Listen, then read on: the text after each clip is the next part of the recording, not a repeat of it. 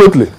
To believe Stephen Keshi rather than an agent who lied that £2 million is waiting for you in England. Anyway, the irony of all of this is that now Kelechi Iheanacho will no longer be going to Manchester City. It looks like there's a different destination now for Kelechi Iheanacho. Now the father says, okay, Man City is out of it, we're going to Portugal. FC Porto, that's where we're going.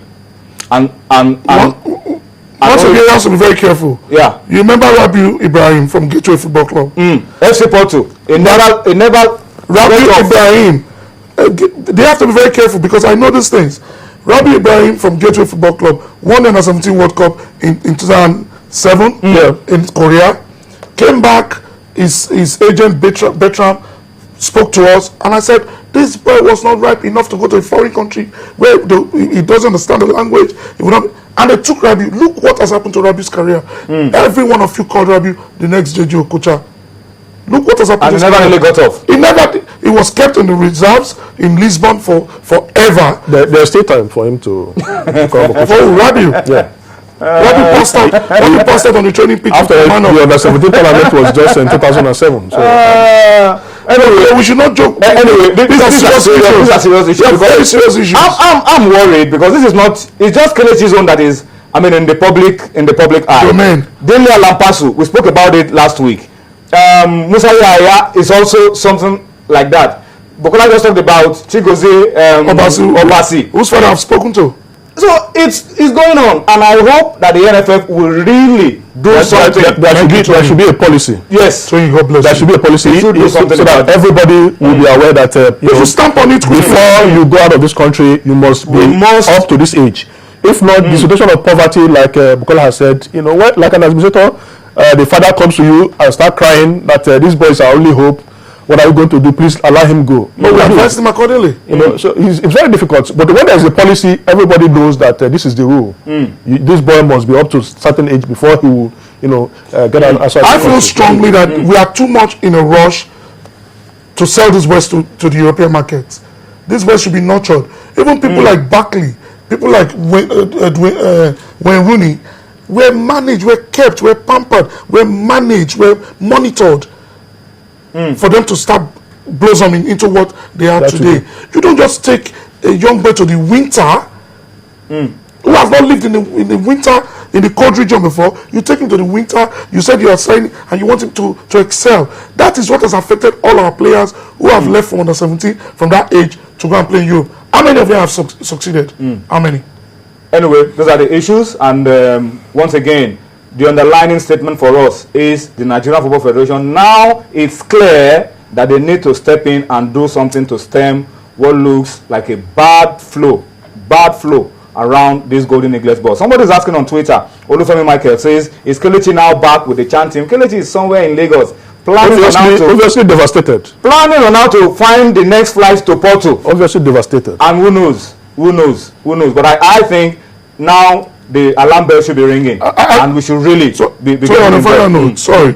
I thought Paul Bassi got it right in his write-up in Vanguard a few days ago, where he said it was a very bad move for Kelechi, and what Nigeria should have done was allow Kelechi to stay in that champ camp, train, and if he made the team, he could have given a better platform, because remember, there's also the clause, exceptional talents are allowed to move to sign professional contracts. Work permit. Calcutta, Chelsea. Yeah. Okay, let's move on. A lot of questions and reactions on Twitter. This one is coming from Henry Aboba at Enrolson. He's saying, is Kelechi a container? No, but I mean, it's a source of worry, really, for us. It is. It's a source of worry. And we shouldn't. These are not ATM machines. These boys are not ATM machines. They need to be developed, really, if we want to see the best of these boys going forward. But let's leave football for a while. A lot of questions on football. We'll come back to them later on. Let's talk wheelchair basketball. 2013. Fairly impressed with what you were able to do. You went for qualifiers, finished, I think, fourth place. Fourth place. Yes. Now But we won the fair play Yeah, we Fair got Play a Award trophy. But what's going to happen in 2014? What are you looking at 2014? Before talking about 2014, let me first of all say we thank God very much for our achievements in 2013, and we continue to thank our grand patron, Right Honorable Victor Uche. That's the Delta man? Yes, the Speaker of Delta State House of Assembly. Because I remember he escaped assassination. Wow. Yeah, because I mean, he cannot be doing good things like this and not get God's love and protection. And may God continue to protect him for us. I mean, I keep telling people 99% of our funding has come from Right Honorable Victor Uche and his friends. Right now, as we're speaking, we have been able to attend 2 international competitions in 1 year, unheard of.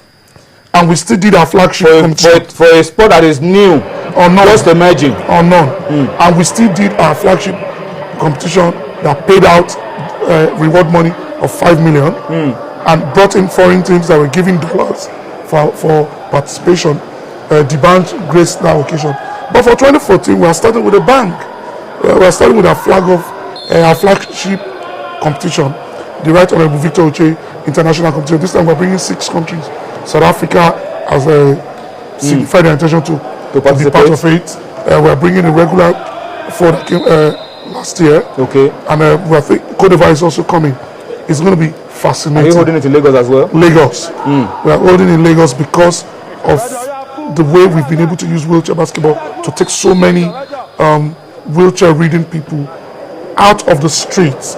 I mean, we have practical examples of kids who were under the bridge who are now playing wheelchair basketball. One of them, we know they can still be useful. Right, one of them just got a professional contract in America.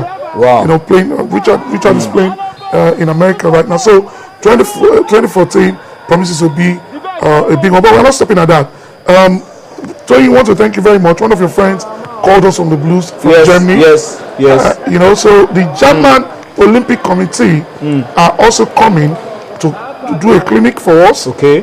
Provide us with equipment, wheelchair boards, so many things. Sometime in March, you know, and it will be a massive clinic.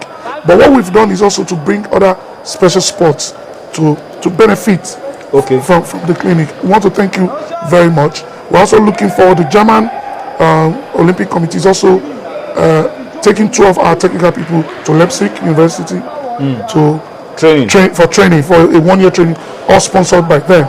All we need to do is to transport them to Germany.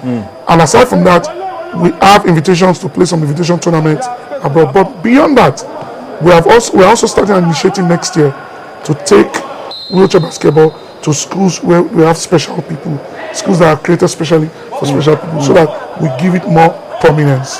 Someone on Twitter wants to find out from you. Megeri Peter says, how well are the wheelchair basketballers? How well are they being treated? Well, I mean, if I say that, it would look like I'm singing your own praise. Yes, I think people should go to the stadium and find out themselves. But to answer your question, I woke up this morning with over 16 text messages from my wheelchair basketball players praying for me, praying for Right Honorable Victor Uche and his friends. And for me, it is gratifying to know that one can still be very useful in using sports as a veritable tool of empowerment. That has always been my belief. For special people particularly. Especially for special people. Well, so we'll keep our fingers crossed and wait to see what happens in 2014. We can only wish you the very best of luck and pray that you continue to make the right kind of impact and make this more popular, and of course help a lot of these people off the streets, give them something to do and let them know that they can also be very useful, not just to themselves, they can also be useful to the society. A lot of comments on Twitter. I want to resist the temptation to read some of those comments because if I read them, the NFF guys will not be happy with me. And Kelechi Iheanacho's father will also not be happy with me. So let me just pause a little bit and go on to what is happening tomorrow. Tomorrow, EPL fixtures, full day of fixtures in the English Premier League. But there's a beautiful report that Austin Okonakwan put together on Luis Suarez. Is clearly one of the most outstanding forwards in the game right now. Let's take that report. We'll come back for more on Sports Tonight.